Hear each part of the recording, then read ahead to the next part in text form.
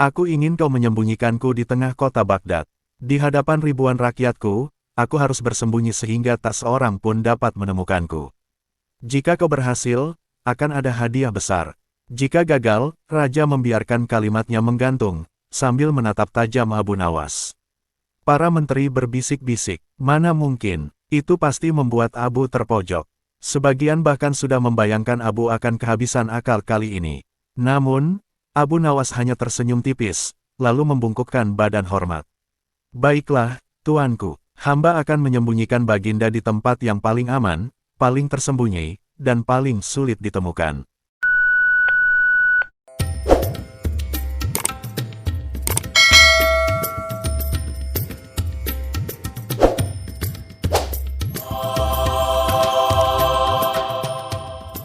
Pada suatu siang yang terik di istana Baghdad, Raja duduk di singgasananya dengan wajah bosan.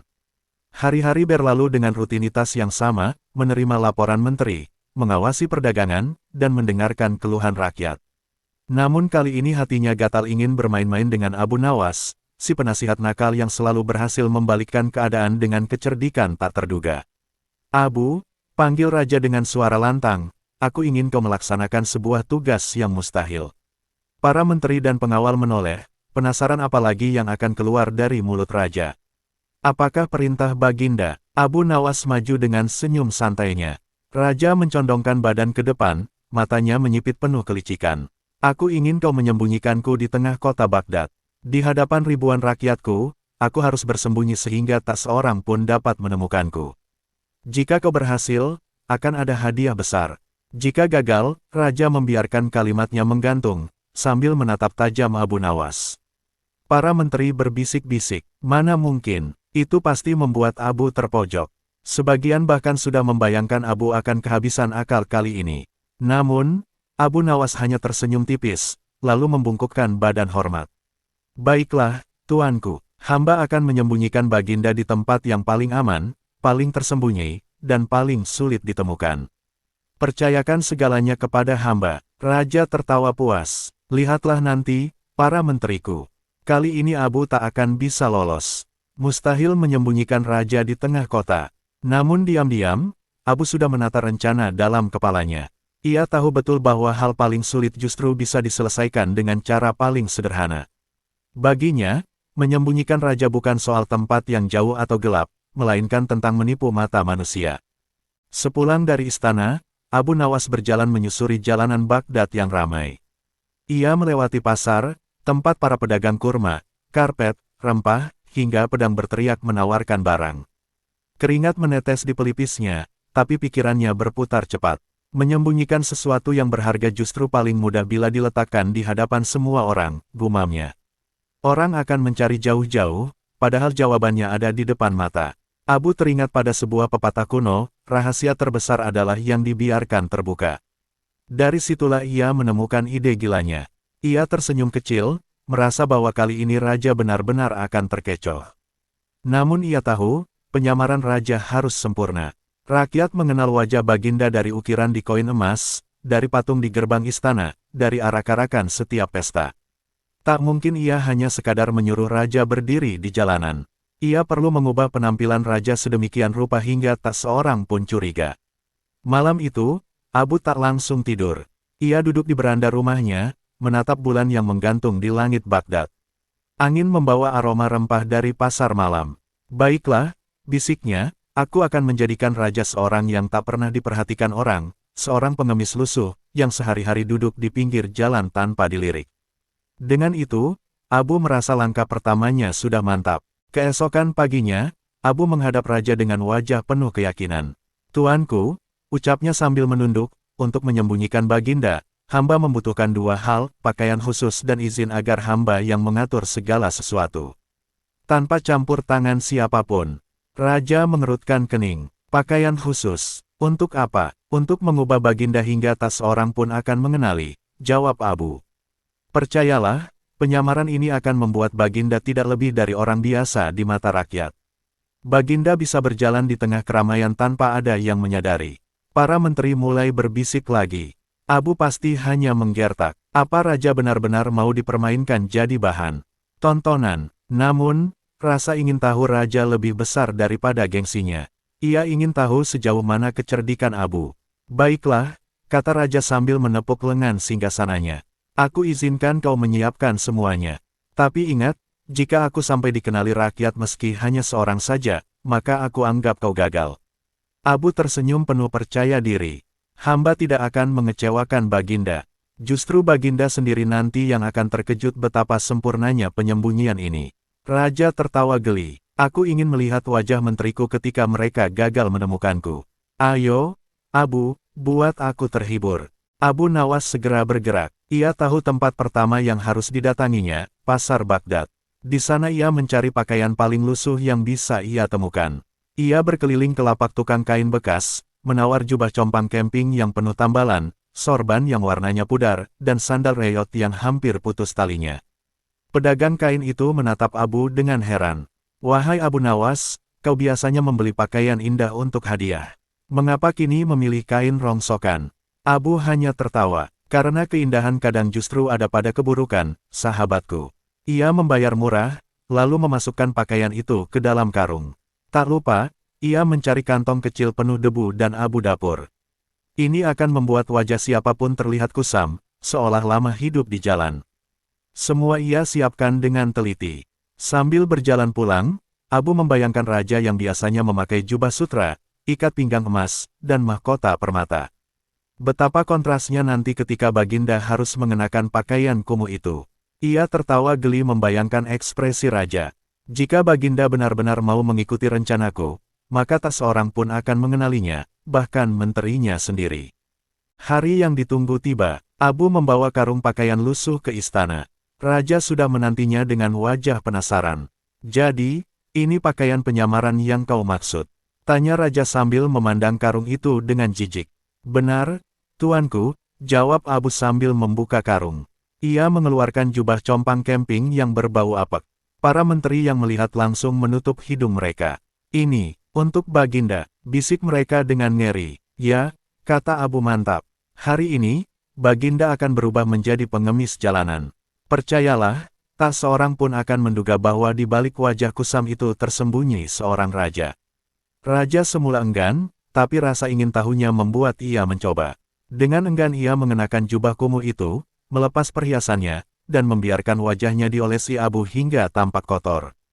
Sorban lusuh membungkus kepalanya, sandal reyot menutupi kakinya. Ketika ia berdiri, para menteri terperangah. Sungguh, aku nyaris tak mengenali Baginda, ujar salah seorang dengan nada kaget. Abu tersenyum puas. Nah, tuanku, mulai sekarang, anggaplah diri Baginda hanyalah seorang pengemis.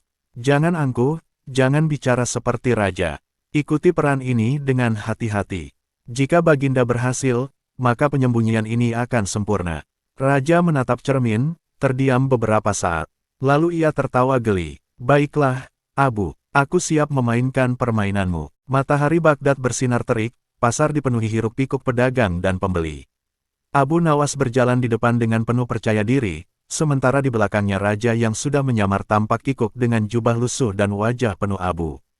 Para pengawal kerajaan mengikuti dari kejauhan, bingung melihat tuannya yang berubah seakan menjadi orang jalanan. Abu menggiring raja menuju sudut pasar yang paling ramai. Di sana terdapat tikungan jalan di mana para pengemis biasa duduk sambil menadahkan tangan.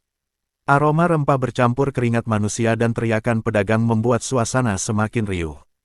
Tuanku, duduklah di sini, kata Abu. Pelan, bentangkan tangan, pura-puralah meminta sedekah. Hari ini Baginda bukan lagi raja, melainkan seorang pengemis tua yang tak pernah dipedulikan orang. Raja semula ragu. Aku, duduk di tanah berdebu ini. Tanyanya dengan wajah tak percaya. Ya, tuanku, justru disinilah penyembunyian paling sempurna. Tak ada orang yang memperhatikan pengemis. Mereka melihat, tetapi tidak benar-benar melihat. Raja menarik napas panjang, lalu duduk dengan kaku di tanah. Abu menaruh sebuah mangkuk tanah liat di depannya, memberi isyarat agar ia menadahkan tangan. Jangan lupa, wajah pengemis adalah wajah memohon, bukan memerintah, bisik Abu. Orang-orang berlalu lalang, sibuk dengan urusannya. Sebagian menoleh sebentar, lalu mengalihkan pandangan. Seseorang melemparkan sekeping kurma ke mangkuk. Seorang pedagang muda melangkah cepat tanpa menoleh. Semua tampak wajar. Abu berdiri tak jauh dari situ, mengamati dengan hati puas. Nah, Baginda, bisiknya dalam hati, kini engkau benar-benar tersembunyi di mata semua orang, meski berada tepat di hadapan mereka. Beberapa saat kemudian, seorang anak kecil lewat membawa roti pipi panas. Melihat sosok raja yang menyamar sebagai pengemis, ia berhenti sejenak. Kasihan sekali kakek ini, ucapnya polos. Anak itu lalu menyobek sepotong roti dan meletakkannya di mangkuk. Raja tertegun. Ia, yang biasanya menerima penghormatan dan sujud dari rakyat, kini menerima sedekah dari seorang anak kecil. Ia ingin tertawa geli, tapi wajahnya tetap ia tahan agar tidak terbongkar. Abu yang berdiri di dekatnya segera menepuk lutut raja, memberi tanda agar ia tetap diam. Tak lama, seorang wanita tua lewat dengan keranjang sayur. Ia berhenti sebentar, menatap raja dengan mata iba. Semoga Allah memberkati, kakek, katanya lirih, lalu menjatuhkan 2 keping koin tembaga ke mangkuk. Raja hampir tak sanggup menahan dirinya. Aku, Raja Baghdad, diberi sedekah seperti ini. Pikirnya, dalam hatinya bercampur rasa malu, geli, dan takjub. Ia baru sadar, begini rupanya kehidupan mereka yang setiap hari ia lihat dari kejauhan, pengemis yang dianggap sepele, namun justru menyimpan kerendahan hati yang tak dimiliki para bangsawan. Abu menyeringai tipis, melihat raja perlahan tenggelam dalam peran barunya. Ia tahu pengalaman ini akan menjadi pelajaran besar bagi sang penguasa. Dan semakin lama raja duduk di sana, semakin ia tak terlihat sebagai raja, melainkan benar-benar seorang pengemis. Rakyat melihatnya, namun tak seorang pun mengenalinya. Pasar Baghdad terus berdenyut dengan keramaian.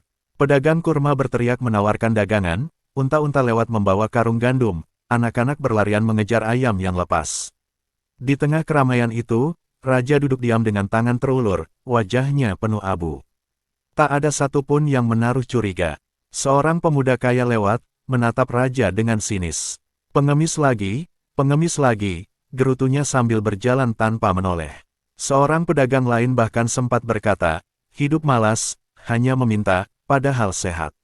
Mereka mencibir, tidak tahu bahwa yang duduk di hadapan mereka adalah penguasa yang selama ini mereka hormati.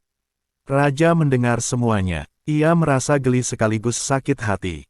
Mereka mencibirku, padahal aku yang memberi mereka keamanan dan hukum, pikirnya.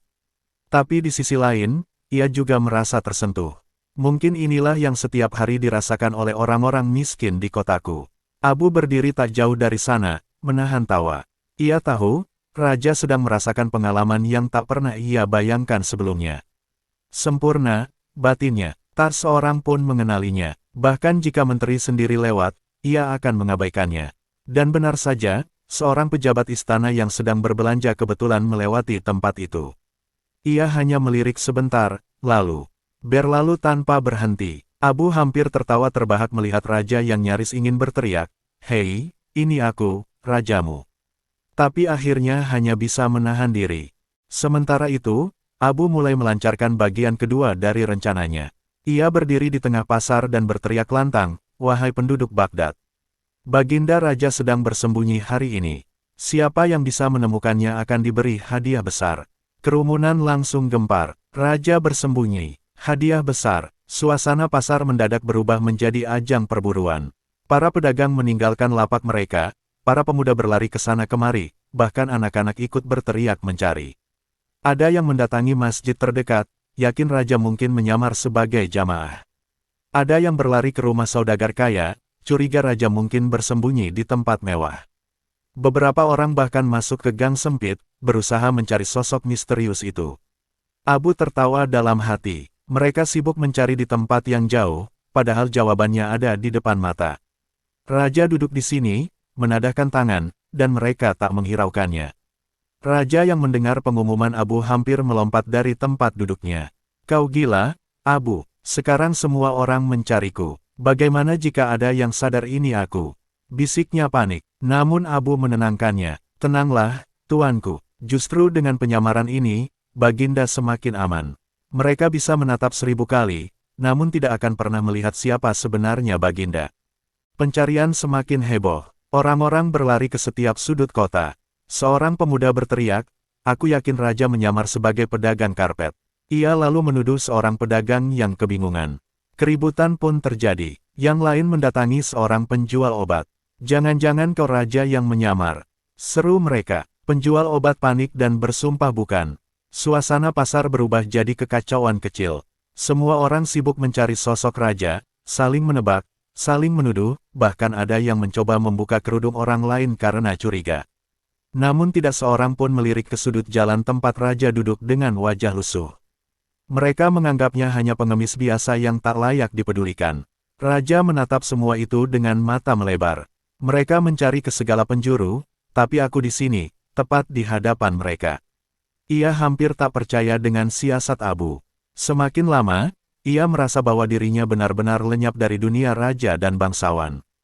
Abu berdiri tidak jauh, senyum liciknya makin lebar. Lihatlah, tuanku, inilah seni menyembunyikan. Semakin kau diletakkan di tengah keramaian, semakin tak seorang pun memperhatikan. Raja terdiam. Untuk pertama kalinya ia merasa benar-benar tak terlihat, meski sedang menjadi pusat perhatian seluruh kota. Waktu terus berjalan, matahari kian condong ke barat, dan pasar Baghdad masih ramai oleh orang-orang yang sibuk mencari raja. Para pedagang sudah meninggalkan dagangan mereka, para pemuda berlari ke gang-gang sempit, bahkan ada rombongan yang nekat naik ke atap rumah, berharap melihat sesuatu yang mencurigakan. Namun tak seorang pun berhasil. Raja, yang duduk bersila dengan tangan terulur, mulai merasakan pegal di kakinya. Ia menatap kerumunan di sekitarnya dengan campuran rasa kagum dan geli. Mereka berteriak-teriak mencari aku, padahal aku di sini, di depan mereka, bisiknya pelan. Seorang pria parubaya lewat, memandangnya dengan tatapan iba. Ia mengeluarkan sekeping koin dan menjatuhkannya ke mangkuk tanah liat. Semoga Allah memberi rezeki, kakek, ucapnya. Raja nyaris meneteskan air mata. Ia, yang biasanya memberi hadiah kepada rakyat, kini menerima sedekah mereka. Di kejauhan, Abu memperhatikan dengan mata berbinar. Ia tahu inilah puncak keberhasilan penyamaran. Bahkan ketika seorang menteri istana lewat, pria itu hanya melirik sekilas. Lalu melangkah pergi tanpa menaruh curiga sedikitpun. Raja menoleh pada Abu, matanya membelalak seakan ingin berkata, kau benar-benar berhasil, Abu. Abu hanya mengangguk kecil sambil menahan tawa. Ia sengaja membiarkan raja berlama-lama merasakan jadi orang yang tak terlihat, agar pengalaman itu membekas dalam hatinya. Ketika sore tiba, orang-orang mulai lelah. Mereka berkumpul di alun-alun, wajah penuh peluh dan rasa kecewa. Aku sudah mencari ke seluruh pasar, tak ada tanda-tanda raja. Aku bahkan masuk ke masjid, juga tidak ada. Mungkin raja bersembunyi di istana lain. Seruan demi seruan terdengar. Abu muncul di tengah kerumunan dengan wajah tenang. Ia mengangkat tangan, lalu berkata lantang, wahai rakyat Baghdad, waktu pencarian telah berakhir, tak seorang pun berhasil menemukan raja. Mari kita kembali ke istana. Di sana akan kita lihat siapa yang menang dalam permainan ini. Orang-orang saling pandang dengan kecewa. Ada yang menggelengkan kepala, ada pula yang bersungut-sungut. Mustahil, bagaimana mungkin raja bisa menghilang begitu saja? Namun karena perintah sudah jelas, mereka pun bubar dan mengikuti Abu menuju istana. Sementara itu, raja perlahan bangkit dari tanah. Ia merasakan tubuhnya lelah, tetapi hatinya penuh perasaan aneh, campuran kerendahan hati dan keheranan. Ia berjalan di samping Abu, masih dengan pakaian lusuh, hingga mereka meninggalkan pasar. Tak seorang pun sadar bahwa pengemis tua yang tadi mereka lihat sepanjang hari adalah raja mereka sendiri. Abu menepuk bahu raja pelan. Tuanku, inilah bukti bahwa untuk benar-benar bersembunyi, kadang kita harus menanggalkan kebesaran kita. Raja hanya mengangguk, masih terdiam dengan pengalaman luar biasa yang baru ia jalani. Setibanya di istana, semua orang berkumpul di aula megah. Para menteri, pengawal, dan rakyat yang ikut mencari memenuhi ruangan dengan rasa penasaran. Mereka menunggu pengumuman siapa pemenang permainan aneh itu. Abu berdiri tegak di hadapan semua orang. Suaranya lantang bergema, wahai rakyat Baghdad, Baginda Raja telah bersembunyi di tengah kota kalian. Seharian penuh kalian mencari, namun tak seorang pun berhasil menemukannya. Padahal, beliau duduk di hadapan kalian semua, di pasar, di jalan, bahkan menerima sedekah dari tangan kalian sendiri. Kerumunan langsung gempar. Apa maksudnya? Bagaimana mungkin? Semua menoleh ke arah pengemis lusuh yang berdiri di samping Abu. Dengan perlahan, pengemis itu melepas sorban kumalnya, mengusap wajahnya dengan kain basah yang diberikan pelayan. Debu dan abu yang menutupi wajahnya hilang, dan sosok Raja Baghdad yang gagah tampak jelas. "Raja, Baginda," seru rakyat serempak. Mereka terperangah, ada yang berlutut, ada yang menutup mulut tak percaya. Para menteri sendiri hampir terjatuh dari kursi karena kaget. Raja menatap mereka semua dengan senyum lebar. "Kalian semua mencariku ke seluruh penjuru kota, padahal aku duduk di hadapan kalian. Inilah kelicikan Abu Nawas. Ia berhasil menyembunyikanku di tempat paling ramai, hingga aku benar-benar tak terlihat oleh mata kalian." Sorak-sorai dan tepuk tangan pun menggema di aula istana. Abu Nawas hanya tersenyum, merasa puas karena akalnya kembali membuktikan diri. Raja duduk kembali di singgasananya, kini dengan pakaian kebesarannya yang sudah diganti. Wajahnya masih menyimpan tawa dan keheranan. "Sungguh, Abu," katanya dengan suara penuh kagum, "engkau telah membuktikan hal yang tak terpikirkan. Benar katamu, sesuatu justru paling tersembunyi bila diletakkan di tempat paling terang." Para menteri menunduk malu. Mereka yang sebelumnya meremehkan Abu kini tak bisa berkata apa-apa. Salah seorang mencoba berbisik, "Tapi Baginda, bukankah terlalu hina bagi seorang raja menyamar jadi pengemis?" Raja menoleh tajam. "Tidak, justru hari ini aku belajar sesuatu. Aku yang selalu melihat rakyat dari atas singgasana, kini merasakan bagaimana rasanya dipandang rendah. Aku yang selalu memberi, hari ini menerima sedekah dari anak kecil. Itu pelajaran besar yang tak akan kulupakan." Abu tersenyum. "Hamba hanya ingin menunjukkan pada Baginda bahwa kebesaran bukan hanya soal mahkota, jubah sutra, atau singgasana. Kebesaran sejati adalah ketika Baginda bisa merasakan apa yang dirasakan rakyat Baginda sendiri." Raja mengangguk pelan, matanya sedikit berkaca-kaca. "Kau benar, Abu. Hari ini engkau bukan hanya menyembunyikanku, tapi juga membuka mataku." Sejak hari itu, Raja semakin menghargai kecerdikan Abu Nawas. Bukan hanya karena ia berhasil memenangkan tantangan, tetapi karena Abu telah memberinya pelajaran berharga tentang kerendahan hati. Kisah penyamaran raja menjadi pengemis menyebar cepat ke seluruh Baghdad. Rakyat tertawa geli mendengar bagaimana raja duduk di tanah meminta sedekah. Namun mereka juga terharu karena sang raja bersedia merasakan kehidupan kaum miskin. "Baginda kita ternyata mau menjadi seperti kita, meski hanya sehari," kata seorang wanita tua di pasar. Itu bukti ia benar-benar peduli. Para menteri pun tak berani lagi meremehkan Abu. Mereka tahu, akalnya tak hanya licik, tapi juga syarat makna. Abu bukan sekadar membuat raja tertawa, tapi juga mengajarkan kebijaksanaan yang tak bisa dibeli dengan emas. Raja kemudian menghadiahi Abu dengan kuda pilihan, sekantong emas, dan jubah baru. "Namun hadiah terbesar," kata raja sambil tersenyum, "adalah bahwa aku kini memahami rakyatku lebih dalam daripada sebelumnya." Abu menunduk hormat. "Itulah yang hamba harapkan, tuanku. Bahwa Baginda tak hanya menjadi raja yang berkuasa, tetapi juga raja yang dicintai." Dan begitulah, cerita tentang Abu Nawas menyembunyikan raja di tengah kota menjadi legenda yang terus dikenang. Sebuah kisah tentang kecerdikan, kerendahan hati, dan bagaimana sesuatu yang paling jelas justru bisa menjadi paling tersembunyi.